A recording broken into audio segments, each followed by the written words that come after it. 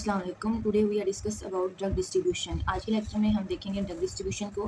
Previous हमने देखा था कि ड्रग की अब्जॉर्प्शन कैसे होती है, ठीक है। कुछ फैक्टर्स थे जो ड्रग अब्जॉर्प्शन के ऊपर इफेक्ट कर रहे थे, ठीक है।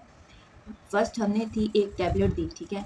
उस टैबलेट ने पहले जाके क्या किया, डिसोल्यूशन हुई। डिसोल्यूशन क्यों, पहले वो डिजोल्व होती हैं, ठीक है, छोटे छोटे फ्रीम पार्टिकल्स में, और उसके बाद फिर वो क्या होती हैं, ऑब्जर्व होती हैं, फिर उनकी अब्जॉर्प्शन होती है। अब्जॉर्प्शन होने के बाद वो ब्लड स्ट्रीम को लीव करके एंटर होती है एक्स्ट्रा सेलुलर टिश्यू में, फ्लूइड्स में, ठीक है। क्या है कि मेडिसन जब हम देते हैं, कोई भी ओरली मेडिसन जाती है या जब हम आईवी जो मेडिसन देते हैं, उनसे क्या होता है, जब वो ब्लड स्ट्रीम को छोड़ के एक्स्ट्रा सेलुलर फ्लूइड्स में और टिश्यू में एंटर होती हैं, उनको कहते हैं ड्रग डिस्ट्रीब्यूशन, ठीक है। अब्जॉर्प्शन तक हमने देखा था। अब नेक्स्ट है कि अब्जॉर्प्शन हुई थी ब्लड में, ठीक है। लीवर के अंदर उसकी मेटाबॉलिज्म हुई थी। उसकी मेटाबॉलिज्म के बाद वो सेलुलर सिस्टमैटिक सर्कुलेशन में गई थी। सिस्टमैटिक सर्कुलेशन को अब उसने लीव करके एंटर होना है फ्लूइड्स में, डिफरेंट ऑर्गन्स में, डिफरेंट टिश्यू में, ठीक है, जहाँ पे उसने अपना जो है वो फंक्शन परफॉर्म करना है। एक इफेक्टिव जो साइट है वहाँ पे उसने पहुँचना है, उसको कहते हैं ड्रग डिस्ट्रीब्यूशन, ठीक है। अब इसके ऊपर जो है कुछ फैक्टर्स डिपेंड करते हैं ड्रग की डिस्ट्रीब्यूशन के ऊपर। जिस तरह पीछे हमने देखा था कि अब्जॉर्प्शन के ऊपर डिफरेंट फैक्टर्स थे जो इफेक्ट हो रहे थे। ब्लड का फ्लो था, ठीक है, सरफेस एरिया था जो अब्जॉर्प्शन को इफेक्ट करा था, ठीक है। अब ये डिस्ट्रीब्यूशन है, ये डिपेंड करती है कुछ फैक्टर्स पे। वो फैक्टर्स कौन से हैं? फर्स्ट फैक्टर है हमारे पास ब्लड फ्लो, ठीक है। अब ब्लड फ्लो जिस एरिया में ज़्यादा होगा, ठीक है, वहाँ उसकी डिस्ट्रीब्यूशन जो ड्रग की है वो ज़्यादा होगी। कैसे ज़्यादा होगी कि जिस एरिया में अब ब्लड ने जो ड्रग है वो किसके अंदर होती है, ब्लड में। ब्लड जितना जिस साइट में जाएगा, जिस ऑर्गन में जाएगा, वहाँ उसकी डिस्ट्रीब्यूशन क्या होगी, ज़्यादा होगी। जिनमें ब्लड फ्लो ज़्यादा है वो ऑर्गन कौन से हैं? ब्रेन है, लीवर है, किडनी है, ठीक है। इनमें क्या है, ब्लड फ्लो ज़्यादा है, जिसकी वजह से ड्रग डिस्ट्रीब्यूशन इनमें क्या होती है, ज़्यादा होती है।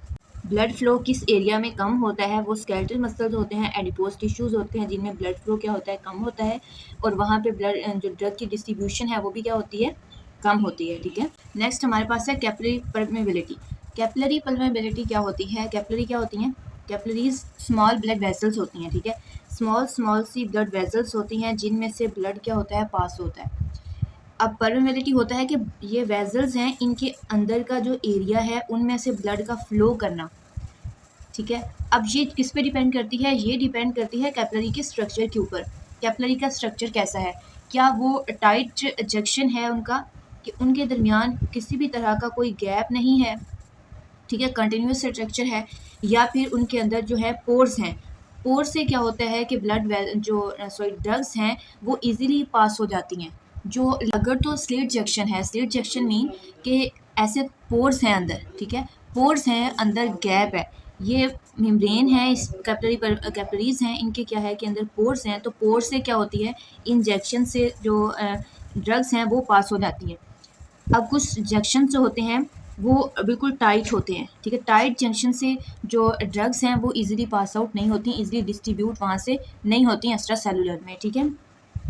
अब दूसरा है, एक तो स्ट्रक्चर पे बात हो गई, हमने स्ट्रक्चर पे बात कर ली कि स्लिट जंक्शन होते हैं या स्लिट नहीं होते, तो फिर टाइट जंक्शन होते हैं। अब ये स्लिट जंक्शन कहाँ होते हैं? लीवर और स्प्लीन में, ठीक है। अब नेक्स्ट है जो टाइट जंक्शन है वो होते हैं ब्रेन में। ये ब्रेन में टाइट जंक्शन होते हैं जिसकी वजह से जो है ब्रेन की जो मेम्ब्रेन होती हैं वो बिल्कुल इस तरह से बाइंड किए होते हैं, नो स्पेस, उनके दरमियान किसी भी तरह की कोई गैप, कोई स्पेस नहीं होता, ठीक। ब्रेन बैरियर भी कहा जाता है। ये जो ब्लड ब्रेन बैरियर है जिसको बी कहते हैं, ठीक है। अब ये बैरियर क्या करता है कि ये हर एक ड्रग को गुजरने की यहाँ से परमिशन नहीं देता, ठीक है। यहाँ से सिर्फ वो ड्रग गुजर सकती हैं जो लिपिड सोलुबल्स होती हैं, ठीक है। लिपिड किसमें, वो बाइंड होके तो वो अंदर जो है वो मूव कर जाती हैं। जस्ट लिपिड सोलुबल ड्रग्स जो हैं वो मूव करती हैं, और जो हाइड्रोफिलिक या वाटर सोलुबल ड्रग्स हैं वो ब्लड ब्रेन बैरियर को क्रॉस नहीं कर पाती, ठीक है। जैसा कि अब ये इनके दरमियान कोई भी स्लिट जंक्शन नहीं होता, ठीक है, टाइट जंक्शन होते हैं, जिससे क्या है कि एक्टिव ट्रांसपोर्ट की यहाँ पे जो हेल्प आउट से, एक्टिव ट्रांसपोर्ट से जो ड्रग्स हैं वो मूव करती हैं, ठीक है। अब वो इसमें आ जाती है, फॉर एग्जांपल लीवोडोपा है। लीवोडोपा जो है इसके लिए स्पेसिफिक ट्रांसपोर्टर्स हैं जो क्या करते हैं, इसको मूव कराते हैं, ठीक है, जो इसको ब्लड ब्रेन बैरियर जो है उसको क्रॉस करने में क्या करते हैं, हेल्प आउट करते हैं। होते हैं, इसके थ्रू जो है वो क्रॉस करती है ब्लड ब्रेन बैरियर को। अब नेक्स्ट हमारे पास है बाइंडिंग ऑफ प्लाज्मा प्रोटीन। ठीक है, प्रीवियस हमने देखा था कि ब्लड फ्लो अगर जिस एरिया में ज़्यादा है वहाँ जो है ड्रग की डिस्ट्रीब्यूशन ज़्यादा होती है। जहाँ कैपिलरी फिल्म परमेबिलिटी थी कि उसके कैपिलरी स्ट्रक्चर पे केमिकल ड्रग नेचर। अब नेचर ऑफ ड्रग क्या है कि अगर ड्रग का साइज़ जो है वो स्मॉल है तो वो स्मॉल साइज़ क्या होता है, ईजिली पोर से गुजर जाता है। ठीक है, और जो लार्ज होता है वो ईजिली से क्रॉस नहीं कर पाता। जब ईजिली क्रॉस नहीं कर पाता तो उसके लिए कि उसकी डिस्ट्रीब्यूशन जो है वो डिस्टर्ब होती है। अब इसमें क्या है, बाइंडिंग ऑफ प्लाज्मा प्रोटीन है तो इसमें दो तरह की इसमें पॉइंट्स मिल जाते हैं हमें। एक तो है कि फ्री ड्रग जो प्लाज्मा के साथ बाइंड नहीं होती। ठीक है, अब जब कोई भी इंजेक्शन यूज़ करते हैं कोई भी जो इंजेक्शन लगाया जाता है आईवी जब देते हैं तब वो क्या है डायरेक्ट ब्लड में जाता है, तो ब्लड में कुछ जो मेडिसिन है वो प्लाज्मा के साथ बाइंड हो जाती है और कुछ जो है वो फ्री होती हैं। जो फ्री होती हैं वो तो ईजिली पास आउट हो जाती हैं। ठीक है, क्योंकि अनआयोनाइज्ड अनचार्ज जो होते हैं ड्रग्स होती हैं वो इजीली क्रॉस कर जाती हैं मेम्ब्रेन्स को। ठीक है, और जो बाइंड हो जाती हैं उनका क्या होता है, साइज़ इंक्रीज़ हो जाता है। जैसे ही साइज़ इंक्रीज़ होता है फिर उनके मेम्ब्रेन का क्रॉस करना उनके लिए पॉसिबल नहीं हो पाता। ठीक है, क्योंकि यहाँ पे जो पोर्स हैं वो बहुत स्मॉल हैं, या तो है नहीं, अगर हैं तो बहुत स्मॉल पोर्स हैं, तो लार्ज का गुजरना यहाँ से पॉसिबल नहीं होता। तो फिर क्या होता है कि ये कुछ टाइम के लिए यहीं पे ब्लड के अंदर स्टे करती है। कुछ जो ड्रग है वो एक्सक्रीट हो जाती है, बॉडी से एलिमिनेट कर जाती है, और कुछ जो स्मॉल बच जाती हैं वो फिर जो है अपना एक्शन परफॉर्म करती है, वो फिर अंदर मूव कर जाती है। ठीक है, अब वो एक्स्ट्रा सेलुलर में मूव कर जाती है। एक्स्ट्रा सेलुलर में जैसे ही मूव करेगी तो उसको कहते हैं इरिवर्सिबल प्रोसेस। ठीक है, फर्स्ट बाइंड तो वो हो गई, साइज इंक्रीज हो गया, साइज इंक्रीज की वजह से वो एक्स्ट्रा सेलुलर में मूव नहीं कर रही थी। अब जैसे ही उसका साइज स्मॉल हुआ है वो फिर मूव कर गई, इसको कहते हैं इरिवर्सिबल प्रोसेस। अच्छा, कुछ जो है इम्पोर्टेंट पॉइंट है इसके हवाले से, वो देखिएगा कि जो एसिडिक ड्रग्स होती हैं वो बाइंड करती हैं हमेशा एल्ब्यूमिन के साथ। ठीक है, और जो बेसिक ड्रग होती हैं वो अल्फा एसिड ग्लाइकोप्रोटीन के साथ बाइंड करती हैं। ठीक है, ये इंपॉर्टेंट पॉइंट है, इसको याद रखिएगा। अब नेक्स्ट हमारे पास है लिपोफिलिसिटी या लिपोसोल्युबिलिटी। क्या होता है लिपोफिलिसिटी? क्या है कि जो केमिकल, इसकी डिपेंड करता है केमिकल नेचर ऑफ ड्रग पे। अगर तो ड्रग लिपिड सोलुबल है तो वो बायोलॉजिकल मेम्ब्रेन जो है उसको इजीली क्रॉस आउट कर जाएगी, एक्स्ट्रा सेलुलर फ्लूइड्स में चली जाएगी, वहाँ पे जो उसने फंक्शन परफॉर्म करना है वो करेगी। अगर एक्स्ट्रा फ्लूइड नहीं किसी और ऑर्गन्स में उसने मूव करना है तो वहाँ मूव आउट कर जाएगी। ठीक है, अगर तो है लिपोफिलिक। ठीक है, मतलब वो क्या है, लिपिड सोलुबल ड्रग है, क्योंकि हमारी जो बायोलॉजिकल मेम्ब्रेन है वो लिपिड सोलुबल मेम्ब्रेन है, तो वो लिपिड की जो सोलुबल जो ड्रग्स हैं वो जल्दी उनको जो है क्रॉस कराती है। जो हाइड्रोफिलिक है, अब ये क्या होती है, वाटर लविंग होती है। ठीक है, अब ये ड्रग्स वाटर में सोलुबल होती हैं, लिपिड में सोलुबल नहीं होती, तो इनके लिए क्रॉस करना क्या होता है, डिफ़िकल्ट होता है।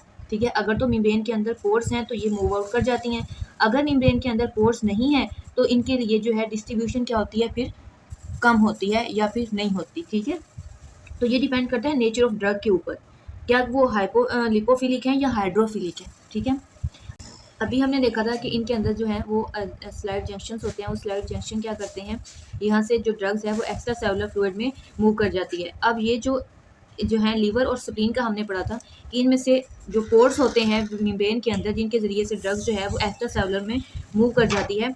अब वो ऐसे मेम्ब्रेन के अंदर इस डायग्राम में आप देख रहे हैं कि ऐसे पोर्स होते हैं।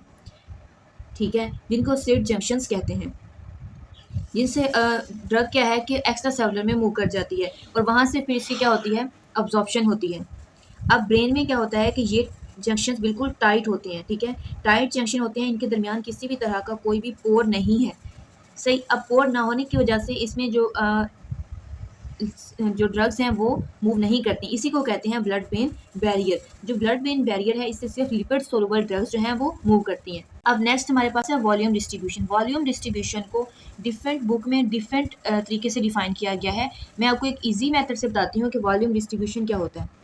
वॉल्यूम डिस्ट्रीब्यूशन क्या होता है, वॉल्यूम डिस्ट्रीब्यूशन से एक बात याद रखिएगा कि जिन ड्रग्स की वॉल्यूम डिस्ट्रीब्यूशन ज़्यादा होता है उनकी हाफ लाइफ क्या होती है, ज़्यादा होती है। जिन ड्रग्स की वॉल्यूम डिस्ट्रीब्यूशन जो है वो ज़्यादा होता है उनकी जो हाफ लाइफ है वो भी क्या होती है, ज़्यादा होती है। और जिनका वॉल्यूम ऑफ डिस्ट्रीब्यूशन जो है वो कम होता है उनकी हाफ लाइफ भी क्या होती है, कम होती है, ठीक है। और उनका जिनकी हाफ लाइफ कम होती है जिन ड्रग्स की, उनकी उनके लिए फिर हमें हाई फ्रिक्वेंसी प्रेफर करनी पड़ती है, और जिनके ज़्यादा होता है वो हम लो फ्रिक्वेंसी में देते हैं, क्योंकि कि उनका जो हाफ लाइफ है वो क्या है, ज़्यादा है, ठीक है। वॉल्यूम ऑफ डिस्ट्रीब्यूशन ज़्यादा है। अब वॉल्यूम ऑफ जो डिस्ट्रीब्यूशन है ये एक अपेरेंट कंडीशन है, ठीक है। अपेरेंट चीज़ है, अपेरेंट मतलब ये एक फ़र्ज़ी सा, एक जो ख्याली सा कैलकुलेशन है ना, ये वो चीज़ है। क्यों? ये इसलिए जब हम नेक्स्ट आपको इसका सलूशन बताऊँगी तो वहाँ पे आप देख पाएँगे कि ये इसको अपेरेंट क्यों कहा गया है। क्योंकि कुछ ड्रग्स हैं उनके जो वॉल्यूम ऑफ डिस्ट्रीब्यूशन है वो बॉडी के वॉल्यूम से भी ज़्यादा है।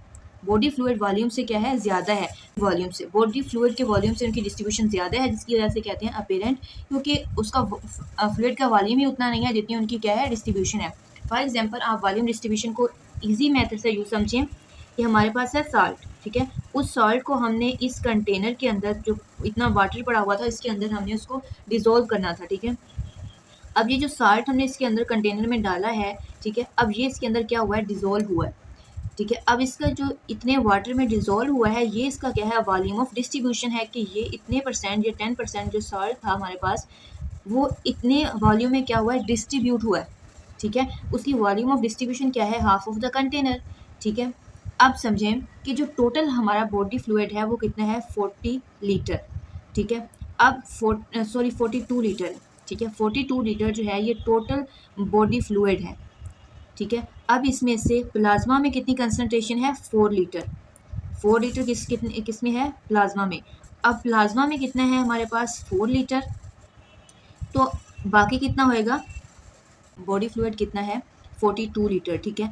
अब 42 लीटर में से 4 लीटर किसके पास है, प्लाज्मा के पास डिस्ट्रीब्यूशन है, और एक्स्ट्रा सेलुलर डिस्ट्रीब्यूशन कितनी है, एक्स्ट्रा सेलुलर हमारे पास है 10, ठीक है। 10 जो है वो है एक्स्ट्रा सेलुलर, और इंट्रा सेलुलर कितना है, ये हमारे पास है 28 लीटर। अब क्या होता है कि कुछ जो ड्रग्स हैं वो जस्ट प्लाज्मा में ही रह जाती हैं, उनके अंदर उन्हें डिस्ट्रीब्यूट होना होता है। तो जब वो सिर्फ प्लाज्मा में डिस्ट्रीब्यूट होती हैं तो उनका हम एक ड्रॉप लेके, जब हम उसकी वॉल्यूम डिस्ट्रीब्यूशन को कैलकुलेट करते हैं, प्लाज्मा डिस्ट्रीब्यूशन को कैलकुलेट करते हैं, तब वो कितना आता है हमारे पास, 4 लीटर। इट मीन्स वो कितने परसेंट डिस्ट्रीब्यूट हुई है, 4 लीटर, ठीक है। अब कुछ ड्रग्स हैं वो एक्स्ट्रा सेलुलर जो हैं वो डिस्ट्रीब्यूट होती हैं। एक्स्ट्रा सेलुलर डिस्ट्रीब्यूट अगर सिर्फ एक्स्ट्रा सेलुलर में होती हैं तो इट मीन्स उनका कितने परसेंट है, 10 लीटर। 10 लीटर क्या है, उनकी वॉल्यूम ऑफ डिस्ट्रीब्यूशन है। और फॉर एग्जांपल सम टाइम इनके दरमियान यहाँ पे सेंटर में होते हैं पोर्स। अब ये पोर्स क्या काम करते हैं, ये एक्स्ट्रा सेलुलर में भी डिस्ट्रीब्यूट होती है और प्लाज्मा के अंदर भी डिस्ट्रीब्यूट होती है। तब इनका जो वॉल्यूम ऑफ डिस्ट्रीब्यूशन है वो कितना आता है, 14 लीटर, ठीक है।